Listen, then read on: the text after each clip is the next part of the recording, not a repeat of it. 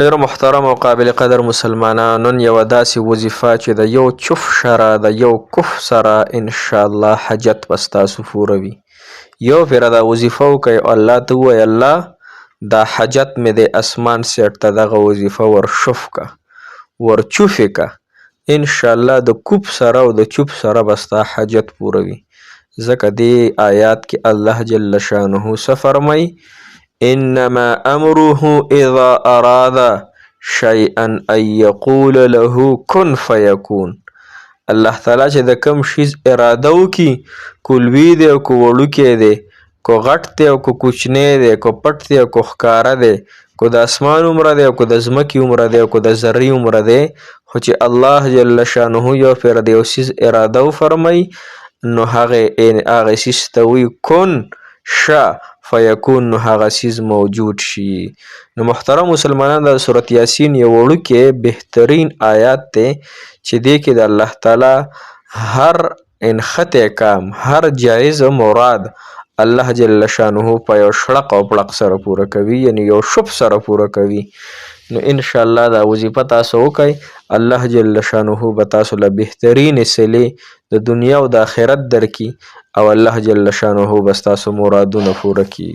السلام علیکم ورحمت الله وبرکاته. ډیرو معززو محترم او قابل قدر مسلمانان رونو خویندو، هغه مسافر کوم چې بهر وطنونو کې ژوند کوي، بهر مسافرۍ کوي، الله تعالی دغه مسافر له د دنیا او آخرت خوشحالۍ ورکړي. الله دغه مسافر په خیر او عافیت سره خپلو کورونو ته راوستلی کړي.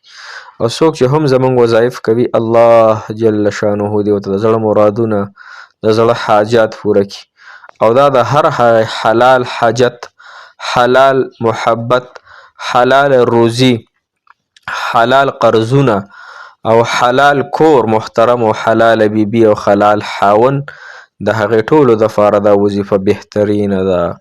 یا ستاسو کم جایز کام وي، جایز حاجت هم وي، هغه نه پوره کېږي، انشاءالله دا وظیفه به د هغې دپاره کافي شي. او په دې عقیدت او په دې محبت سره دا وظیفه وکئ، په ناسته او په ولاړه فتحه به ستاسو وي، دروازې به د الله جل شانه تاسو ته کولاویږي. هغه دروازې کومې چې بندې دي هغه به الله تعالی کولاوي. خو محترم مسلمانانو، دا خبره ذهن کې کېدوئ چې دروازې انسان باندې د الله تعالی د سیړه ولې بندېږي؟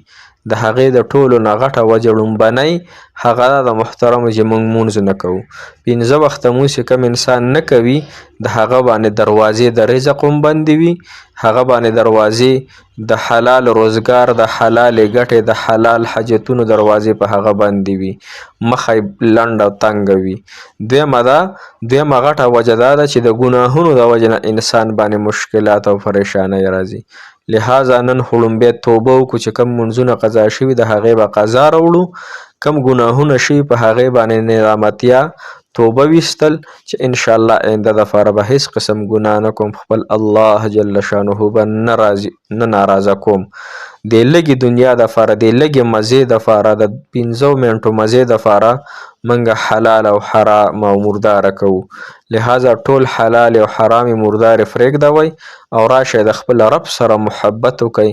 هغه حقیقي رب، هغه الله چې قسم بالله چې هغه مو تاسو سره ډېر محبت کوي، هغه مو تاسو باندې د مور او پلار او د خاوند او د ښځې نه زیات خفه کېږي.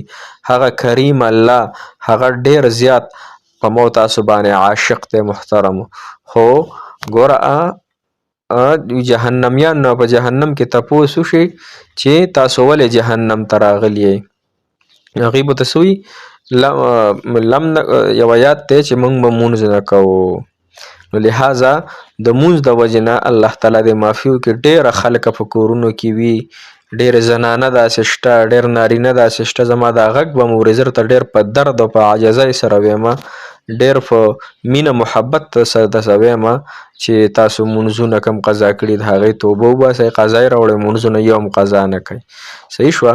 ګوره که دا موږ مونځ کوو او که نه کوو، زندګي روانه ده. که یو انسان مالدار د هغه هم زندګي روان ده، که یو انسان غریب دی د هغه هم زندګي روانه ده، که یو انسان مالدار او په سونو په سپینو زرو کې سر دی د هغه هم د هر انسان زندګي روانه ده، ختمیږي. ورځ په ورځ یو ورځ موږ مرګ ته نږدې کیږو، یو ورځ زمونږ د زندګۍ نه کټ کیږي. نو محترمو زمونږ علما کرام فرمایي چې یو بلا نه خلاصېږي هغې له غاړه غټی ورځه. کو زما او تاسو د مرګ نه خلاصې وې نو بیا خیر دی که مونږ ګناهونه کولې، کو د مرګ نه خلاصې وې خیر دی که بیا مونځونه قضا کولې، په خپلو خواهشاتو هم زندګي تېرولې. لهذا د دغې اجل د نیټې نه هغه یعنې دغه نشته دی، څه ورته وایي خلاصی نشته دی. نو چې خلاصی نشته خپل رب انشاءالله نه خفه کوو او هغه سره محبت وکړو. محترمه وظیفه دا ده چې د قرآن مجید وړوکی آیات د سورة یاسین ان په تاسو سکرین باندې ما لیکلی یم دا انما امره اذا اراد شیئا ان یقول له کن فیکون. دا محترم مسلمانانو 11 پیرې درود ابراهیمي وې، 11 پیرې، او بیا به 314 پیرې د وظیفه وکړي او بیا به 11 پیرې درود ابراهیمي وي او بیا به سر په سجده کې کیږدي او یا ارحم الراحمین یا ارحم الراحمین دا به یو څو پیرې وي به دعا وغواړي په دغه سجده کې چې ای الله ته کوم څیز ته اراده وفرمایي د کولو هغې ته صرف د وویې چې کن فیکون شه هغه موجود شي. الله زما د حاجت ته هم ته الله ته وفرمایه، الله ستر درد نه زما دا حاجت پوره کړي الله، بل چاته ما مه محتاجه کې، زه ګناهګار یم الله زما ګناهونه معاف کړي الله، په ما د خپل رحمت د وسعت دروازې کولاو کړي الله، بل درد نشته دی الله، بل اله نشته زمونږ الله، چرته لاړ شو الله ستا د درد ته، ستا درد ته مې ستا په خپو کې مې سجده ږدلې ده الله، ستا د خپو مبارکو څنګه چې ستا شان دی الله هغه رنګې ما سجده ږدلې ده او الله ما دا سر چې چوتولو نه مخکې الله زما دا حاجت پوره کړي الله.